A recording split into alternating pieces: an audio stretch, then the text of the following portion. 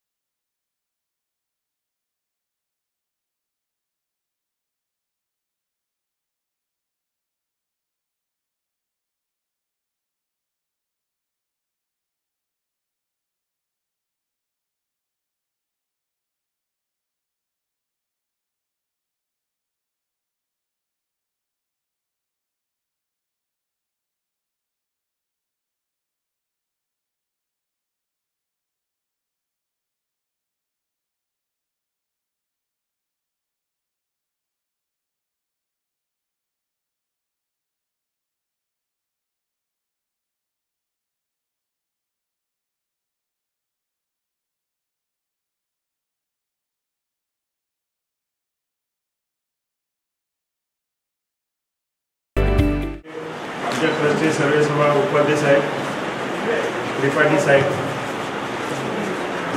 आणि विशेषतः जिवाळे गावचे पोलीस पाटील साहेब जे आहेत, त्याचा विशेष मी जास्त उल्लेख करतो। त्यांच्या प्रयत्नाने ह्या ठिकाणी आम्हाला काम लावता आलं। इथल्या गावातल्या लोकांचं आरोग्याच्या बाबतीत आम्हाला तपासणी करण्यासाठी जे वेगवेगळे डॉक्टर आलेत त्यांना सेवा करायची संधी मिळाली। त्यामुळे प्रथम मी पाटील साहेबांचा आभार मानतो।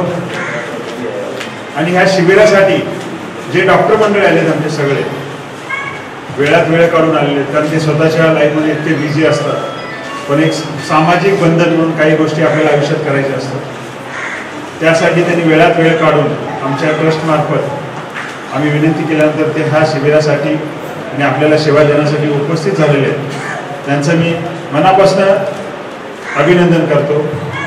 आणि काही जे मेडिकल कंपनी आहेत त्यांनी गोळ्या वाटपचा पण कार्यक्रम इथे ठेवलेला आहे, त्यामुळे त्यांचा मी मनापासून अभिनंदन करतो.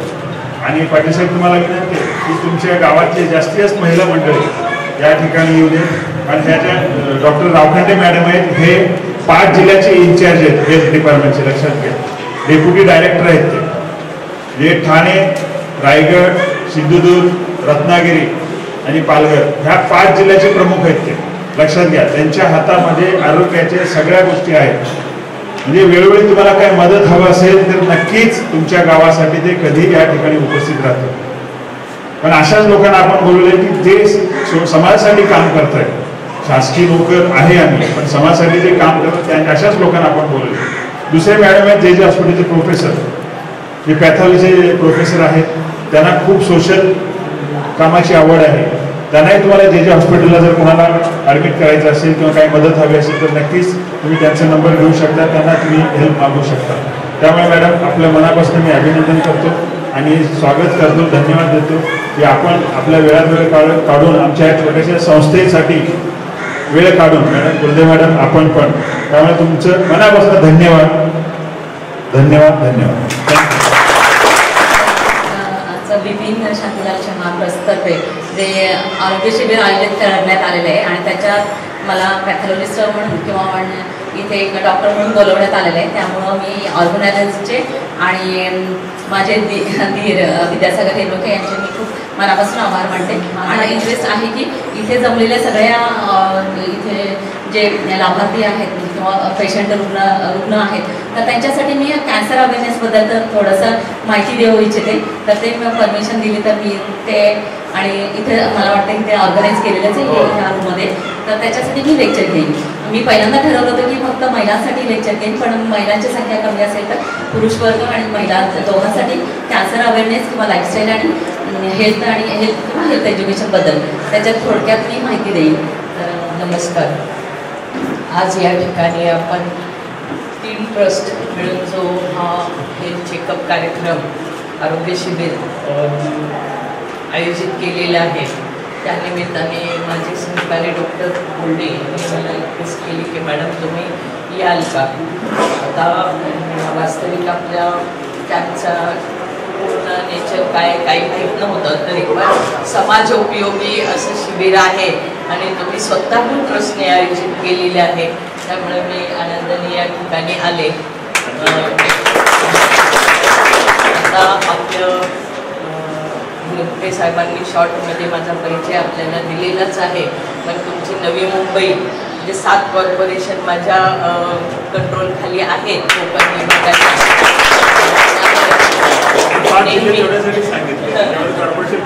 सगळे कॉर्पोरेशन आहेत आणि चांगली गोष्ट आहे की तुम्ही इथले जे गावातले लाभार्थी आहेत म्हणजे गावकरी आहेत, महिला, स्त्री, पुरुष, बालकं यांच्यासाठी हेल्थ चेकअप आणि डेंटल चेकअप जे कॅम्प ऑर्गनाईज केलेले आहे स्तुत्य उपक्रम आहे. नाहीतर नेहमीच आम्ही शासनाच्या माध्यमातून अशा प्रकारचे आरोग्य शिबिर आयोजित करत असतो आणि ज्या योगे तळागाळातील लोकांपर्यंत शासन स्तरावर असलेले वेगवेगळे कार्यक्रमाची माहिती मिळेल आणि लोक पुढं येऊन त्याचा लाभ घेतील असं आमचं नेहमी आयोजन असतं. मी अशा प्रकारे आपण जे NGO आहेत, ट्रस्ट आहेत, पुढं येऊन समाजासाठी जे कार्य करत आहेत. आता इथे शहा, उपाध्याय, शास्त्री बऱ्याच जणांचं नाव घेण्यात आलं. चांगली गोष्ट आहे. आपण नेहमी समाजासाठी असंच कार्यरत राहावं. तळागाळातील लोकांना आरोग्य सेवेपर्यंत घेऊन येण्याचा हा स्तुत्य उपक्रम आहे. तर इथले जे आता उपस्थित असलेले अनेक नागरिक आहेत तर त्यांनी हा संध्याकाळी 5 पर्यंत कार्यक्रम आहे वाटतं तपासण्याचा, तर त्याच्यामध्ये औषध वाटप पण करणार आहेत. तर सर्वांनी आपल्या शेजारी किंवा कोण असतील त्याप्रमाणे सर्वांना पाठवून अशा प्रकारची मोफतची तपासणी आणि उपचार करून घ्यावेत. मी आपल्या ह्या उपक्रमात शुभेच्छा देते आणि निश्चितपणे सर्व नागरिक ह्याचा लाभ घेतील अशी अपेक्षा करते. आणि दुसरे एक आज आपल्याला माहिती आहे की आज पल्स पोलिओ मोहीम आहे की ज्याच्यामध्ये आपण 0 ते 5 वयोगटातील सर्व मुलांना लस आज देत आहे. त्यामुळं आपल्या भागातील कोणतीही कितीही लहान मुलं असतील आणि त्यांना डोस द्यायचा तो पूर्णपणे देऊन घ्यावा. आणि मागे पण आपण मिशन इंद्रधनुष्य हा कार्यक्रम राबवला होता, ज्याच्यामध्ये आपल्या कॉर्पोरेशन क्षेत्रामध्ये, महानगरपालिका क्षेत्रामध्ये जे लसीकरण म्हणजे जे लस देऊन प्रिव्हेंट करणारे जे आजार असतात, दूर करणारे किंवा ज्याच्यामुळे बालमृत्यू जादा होत असतात, अशासाठी व्हॅक्सिन प्रिव्हेंटेबल डिसीजेस असतात त्याच्यासाठी लसी सरकारतर्फे दिल्या जातात. त्याच्यामध्ये डिप्थेरिया आहे, डांगरा खोकला आहे, टिटॅनस आहे, पोलिओ आहे आणि बरेच आहेत, हेपॅटायटिस बी वगैरे अनेक असे जीवघेणे आजार आहेत की जे आजारी पडल्यानंतर त्याचा उपचार घेणं हे महाकठीण असतं. पण आपण ज्या लसी देतो त्यामुळे हे आजार दूर होतात. त्यामुळे आपण हे गेले 4 महिने काही अंतराने मिशन इंद्रधनुष्य हा पण प्रोग्राम राबवला की ज्याच्यामध्ये कसं असतं, ज्यावेळेस लसी देऊन समाजातील रोगप्रतिकारक शक्ती लहान मुलांच्यात वाढवली जाते की जरी रोगजंतू शरीरात घुसले, आजार झाला तर तो गंभीर नाही होत, की त्याच्यामध्ये आटोक्यात येतो आणि थोड्या उपचाराने तो बरा होतो. त्यामुळे लसी देणं हे फार महत्त्वाचं आहे. आणि महानगरपालिका क्षेत्रामध्ये एरिया फार मोठी असते, स्लम एरिया मोठी असते आणि सगळीकडं आरोग्य व्यवस्था, आरोग्य कर्मचारी पोहोचणं मुश्किल असतं. त्यामुळे घरोघरी जाऊन अशा प्रकारचं मोटिवेशन करणं हे फार गरजेचं असतं. ते आपण केलं, चांगल्यापैकी प्रतिसाद आपल्याला मिळाला. नवी मुंबईला राष्ट्रीय स्तरावरचं सुद्धा पारितोषिक मिळालेलं आहे. त्याच्यामध्ये आपण इथे आहात आणि हा भाग असा मला वाटतं आतल्या बाजूला दिसतो, कोळीवाडा, आणि इथल्या लोकांना आरोग्याविषयी बरेच समस्या असतील. आपल्या कामकाजातून बाहेर येऊन त्या डॉक्टरांपर्यंत आल्या पाहिजेत आणि चांगली गोष्ट आहे. आपण अशा प्रकारचे काही मदत लागली तर तुम्ही सांगा, मोठ्या प्रमाणात सुद्धा आपण इथं घेऊ शकतो. उपक्रमाला जय हिंद, जय भारत.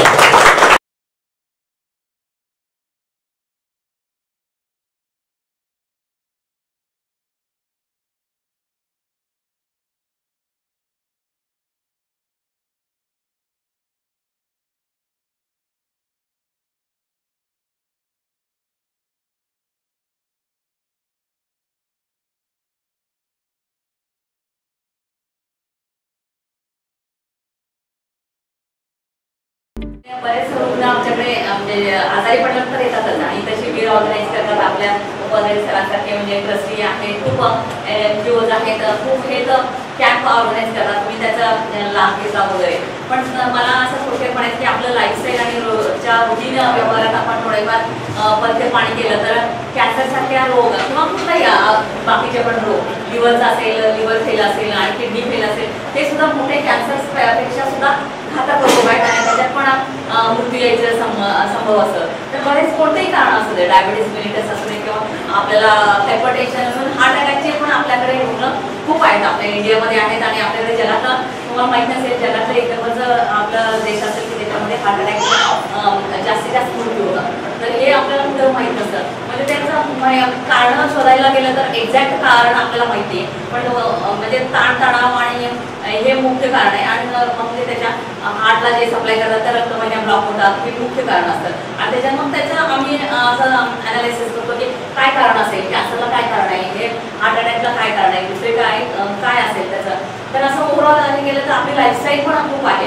लाईफस्टाईल आहे, मानसिक कंडिशन आहे, मग आपला त्याचा उपयोग शारीरिक आपल्या हेल्थवरती परिणाम होतो. तर मानसिक संतुलन असणं, मनानं हे स्टेबल असणं ही मोठी गोष्ट आहे. आपलं रुटीन कुठल्या सवयी असतात, चांगली सवयी, वाईट सवयी, आपली लाईफस्टाईल काय आहे. म्हणून आम्ही लेक्चर घेताना हेल्थ आणि लाईफस्टाईल असं घेत होतं. त्याचा खूप आपला संबंध आहे. रुटीन आपण सकाळी उठल्यानंतर आपण काय खातो, काय घेतो, काय आपल्याला हायजीन काय, स्वतःचे पर्सनल हायजीन काय आहे, बाहेर सामाजिक म्हणजे एकदापासून सुरुवात होते आणि त्याचा परिणाम म्हणजे एन्व्हायरमेंटल पोल्युशनचा परिणाम, आपल्या गाड्या असतात वगैरे त्याचं पोल्युशन आणि हवेचं पोल्युशन, पाण्याचं पोल्युशन, इथंपासून तर डायरेक्ट संबंध येतो. तुम्हाला माहिती आहे अगदी म्हणजे दूषित पाणी पिल्यानंतर टायफॉइड, जॉन्डिस सारखे रोग येतात.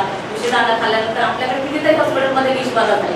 असं म्हणून मास विषबाधा म्हणजे मास ह्याच्यामध्ये मुलं, हॉस्टेलची मुलं म्हणा किंवा बाहेरच्या एखाद्या कुठल्या लग्नासारख्या प्रोग्रामला गेलो आणि कुठं काहीतरी खाण्यात काही बदल झाला तरी सुद्धा म्हणजे फूड पॉयझनिंग सारख्या येतात आणि आता रावखंडे मॅडम आता गेल्या त्यांच्या सरकारी दवाखान्यात म्हणजे कितपत लोड येतो म्हणजे हे रुटीन प्रॉब्लेम आहेतच आणि ते सगळे अवॉइड करण्यासारखे आहेत म्हणजे ते सगळं टाळण्यासारखे आहेत. साधं स्वच्छ पाणी पिणं, स्वच्छ अन्न मिळणं, ताजं अन्न खाणं आणि ते कुठल्या टाईपचं खाणं वगैरे जंक फूड आणि वडापाव नुसतं ब्रेड बटर न खाणं आहे ते नैसर्गिक अन्न भाजी भाकरी खाणं, पालेभाज्या खाणं याचा परिणाम अगदी कॅन्सरपर्यंत आतड्याच्या कॅन्सरपर्यंत होऊ शकतो. एवढं मग थोडंसं सांगायचं आहे. आमच्याकडे रोज आम्ही 10 बारा कॅन्सर डिटेक्ट करतो, 10 बारा टीबी सारखा अजून रोग आपल्याकडे इतका आहे की ज्याच्यामध्ये आमच्याकडे आम्ही रोज ते गाठीचं जर पाणी काढलं, खोकला म्हणून असतो, ताप असतो, एक्सरे काढला आणि माझ्याकडे ते गाठीचं पाणी काढलं, गाठीचं तपासणी सांगितलं तर त्याच्यामध्ये टीबी मिळतो अजून सुद्धा. आपण म्हणतो आपण आता इथे थोडे सगळे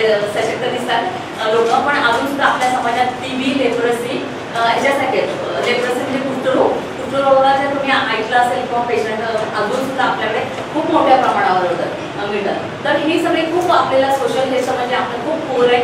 तर ह्याच्या सगळ्यात तुम्ही तरुण मुलांनी लक्षात ठेवायचं आहे स्वतः सुदृढ सक्षम राहिला तर इतरांना तुम्ही अशा ट्रस्टमधून मदत करू शकता आणि खूप मोठी गोष्ट आहे की या हेल्थ प्रॉब्लेमचं.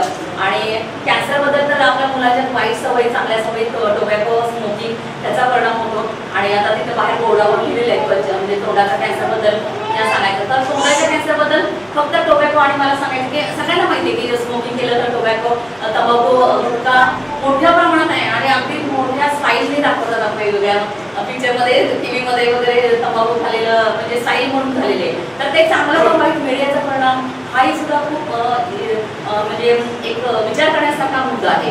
ते टीव्हीवर दाखवतात आणि मुलं कन्फ्यूज होतात. आपली मुलं कॉमन आमची मुलं असतात तर ते टीव्हीवर दाखवतात हिरो जे करतो, हिरो स्मोकिंग करतो, हिरो सिगारेट ओढतो, गुटखा खातो, तर ते असं इतकं छान दाखवतात की मुलं अडॉप्ट करतात. शाहरुख खान एवढं स्मोकिंग करतो, शाहरुख खान, सलमान खान तंबाखू खातो, गुटखा कुणी कोणी दाखवले आता मला वाटतं टीव्हीवर बदल झालं. पण ही मुलं आपली कॉमन मुलं खूप त्याच्या म्हणजे त्याचा प्रभाव पडतो जास्त.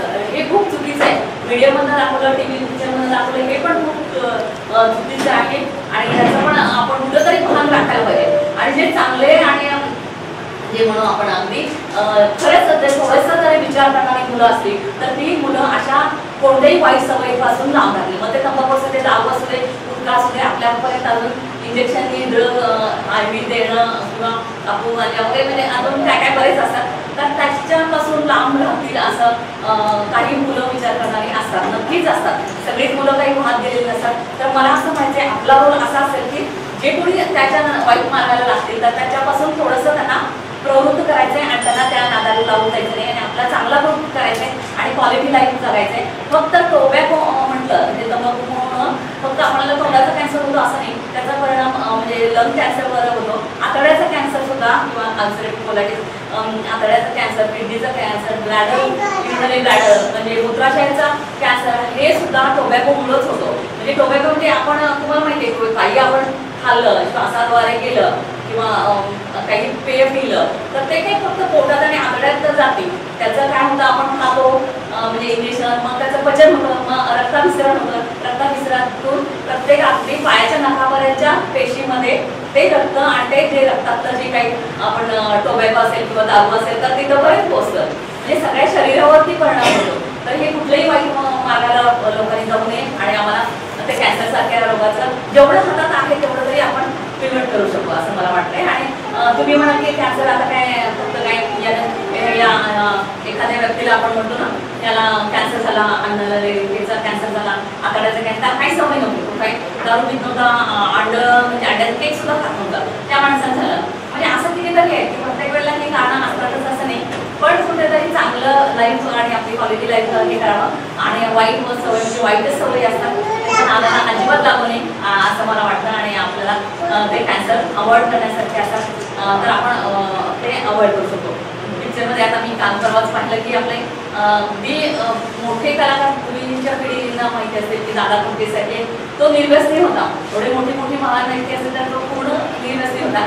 आणि आता दाखवायचं तुमच्या पिढीला म्हटलं तर सिद्धू जाधव वगैरे माहिती असेल तर तो निर्व्यसन केंद्राचा गव्हर्नमेंटचा ब्रँड ॲम्बॅसेडर आहे की त्याचे वडील आहे ते तो पूर्ण निर्व्यसनी आहे. तंबाखू दारू अजिबात घेत नाही त्यावेळेला तो मोठा काहीतरी झाला. हेही कुठेतरी मानसिकता आणि हे बदलण्यासारखं आहे. डॉक्टरांचं काम म्हणजे ते नाही आहे सोशल हे असं मला म्हणा असं वाटत नाही. पण बाकीचे आमचे जे सो कॉल्ड बिझी डॉक्टर असतात तर त्यांना काही आम्हाला काही पडलेलं नसतं की कोणी काय करावं. उलट तुम्ही जास्त दारू जास्त केलं तर आम्हाला जास्त पेशंट मिळतील हे कुठेतरी गणित असतं आमचं.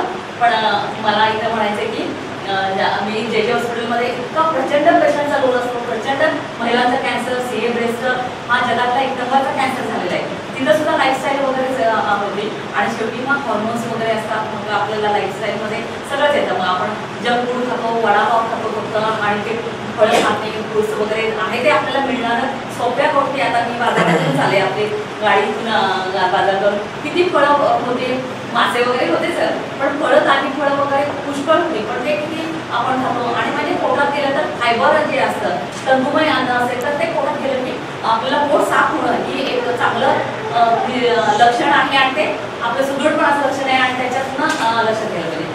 सुदृढ कधी म्हणतो आपण मुली वगैरे आता मुली वगैरे माझे स्किन कशी आहे, माझे चेहरा कसा आहे, हे केस कसे आहेत वगैरे चमकदार केस, तेजस्वी डोळे, स्वच्छ वाणी, चांगला श्वास असणं आणि त्याच्याबरोबर हातापायांच्या हालचाल आणि आपल्याला रोजच्या रोज पोट साफ होणं, बॉल आणि ब्लॅडरची सवय चांगली असणार अशी डेफिनेशन आमच्या ह्याच्यामध्ये पुस्तकातनं असते. तर इतकं सगळं पाहिजे एक चांगली व्यक्ती म्हणून एक छान तुम्हाला चांगलं आयुष्य हे करावं. शारीरिक मानसिक स्टॅबिलिटी स्थैर्य असावं, फिजिकल फिटनेस तुम्हाला सक्षमता असावी, बौद्धिक प्रगती व्हावी आणि स्पिरिच्युअलिटी तुमची रिच असावी, समृद्ध स्पिरिच्युअल लाईफ पण असावं. त्याचा कुठेतरी परिणाम होतो. आणि तुम्ही म्हणाल की देवाचं वगैरे काय करायला सांगते असं मला म्हणायचं. तर एड्स सारखा रोग आपल्याला एवढं आहे की वाईट असल्यामुळं एड्स पर्यंत रोग होतोय आणि त्याच्यामुळे कॅन्सर होतात. त्याच्यामुळे कितीतरी माणसं अजून इंडियामध्ये मरतात. म्हणजे जगातमध्ये अमेरिका प्रगत राष्ट्रामध्ये खूप कंट्रोल झालेलं आहे, तिथं कोणी मरत नाही.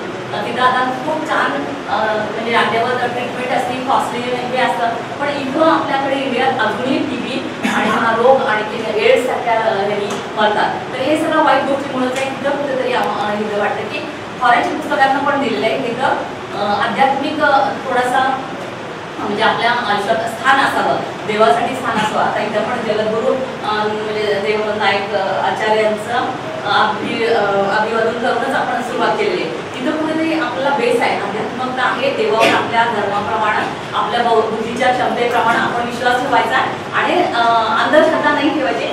म्हणजे किंवा डोळस श्रद्धा ठेवून आपण काम करायचंय. आणि तुम्हाला सगळ्यांना मी विश करते की खूप चांगलं हेल्दी लाईफ जगा. व्यसनापासून अजिबात नाही, चांगलं आहे ते देशी फूड खायचं आहे. हायब्रिड ह्याच्यापासून पण फळं पिकवतात केमिकल घालून जास्त करून त्याचाही दुष्परिणाम होतो. कॅन्सरसारखे रोग व्हायला लागले, त्याचं संख्या वाढायला लागली आहे. तर हे कुठेतरी तुम्ही अवॉइड करा. एकदा झाल्यानंतर किंवा रेग्युलर चेकअप करा. हा भाग एक आहे. दुसरा साधी तपासणी केली, सुईने पाणी काढलं तरी सुद्धा आपल्याकडे रावणे मॅडमने सांगितल्यासारखं प्रत्येक सरकारी दवाखान्यात साधं एखादी गाठ आली किंवा स्तनाचा कॅन्सर झाला महिलांच्या मध्ये आपल्या भगिनी मातांच्या ह्याच्यामध्ये तरी साध्या सुईने पाणी काढलं तरी सुद्धा त्याच्यात कॅन्सर आहे का नाही कळतं. अर्ली डिटेक्शन, लवकरात लवकर कॅन्सर जरी आहे का नाही नसला तरी चांगली उत्तम गोष्ट आहे. असला तर अर्ली स्टेजला डिटेक्ट होऊन पुढे आपण योग्य ट्रीटमेंट घेतलं तरी पूर्ण कॅन्सर बरा होतो. त्याच्यावर पण विश्वास ठेवून आपण सगळ्यांना स्वतः अलर्ट आणि इतरांना मदत केली तर खूप फायद्याचं होईल असं मला वाटतंय. आणि